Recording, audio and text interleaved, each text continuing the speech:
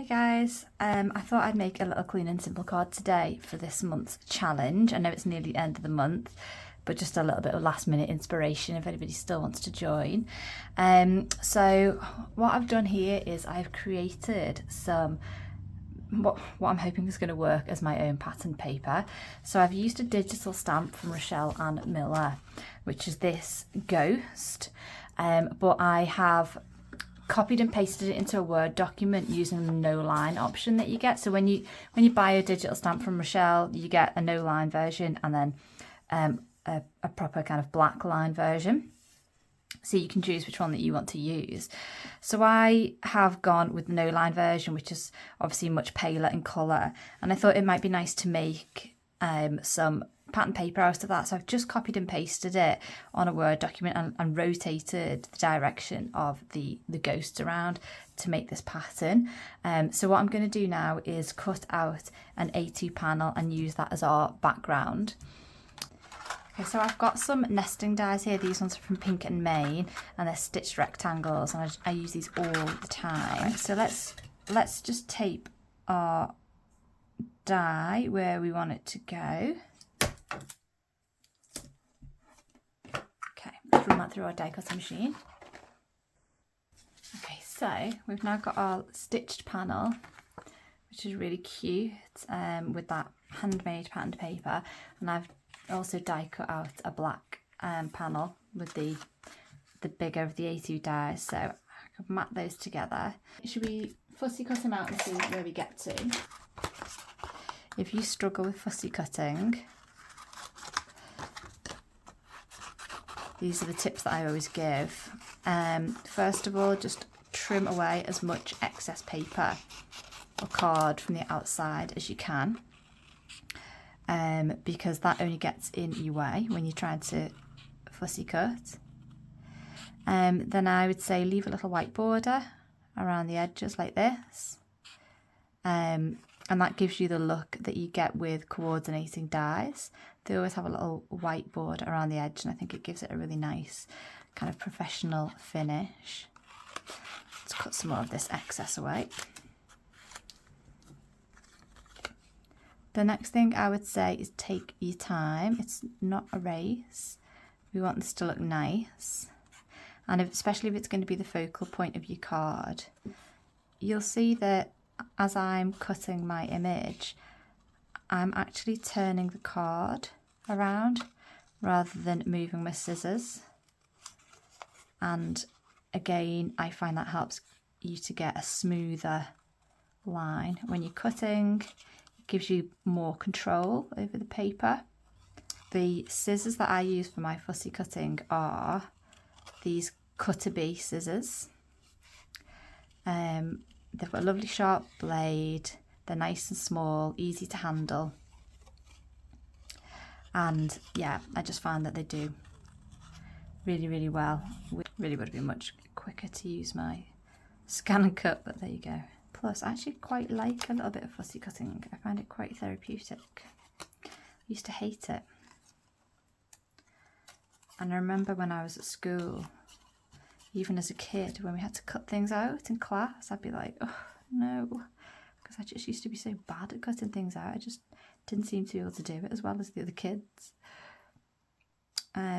So yeah, practice is key. Right, let's have a little look at this ghost then. Is he going to be too big?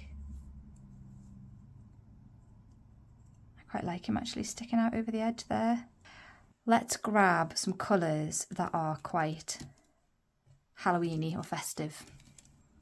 Okay, so I'm going to go with V2.7, V2.6 and V2.4.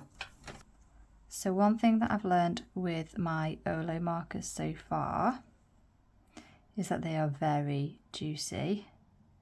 So you have to be careful not to colour right up to the outside line.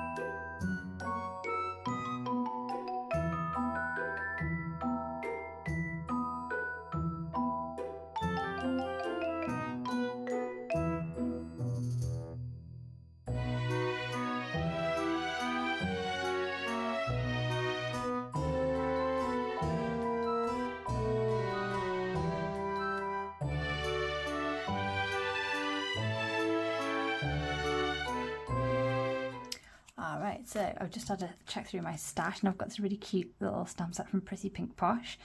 So I think I might go with this Spooky Wishes sentiment.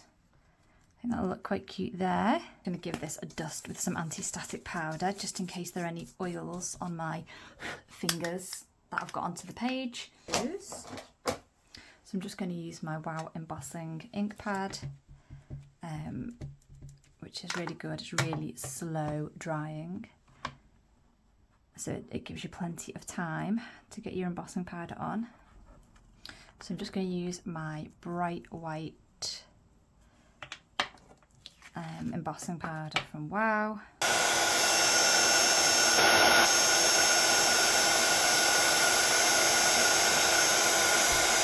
So you can just use a microfiber cloth to dust off any excess anti-static powder to get that card nice and black again.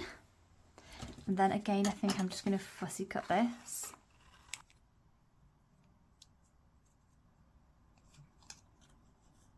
Okay, so it's time to assemble our card. So I'm just going to use a bit of tape runner to attach our little ghosty panel.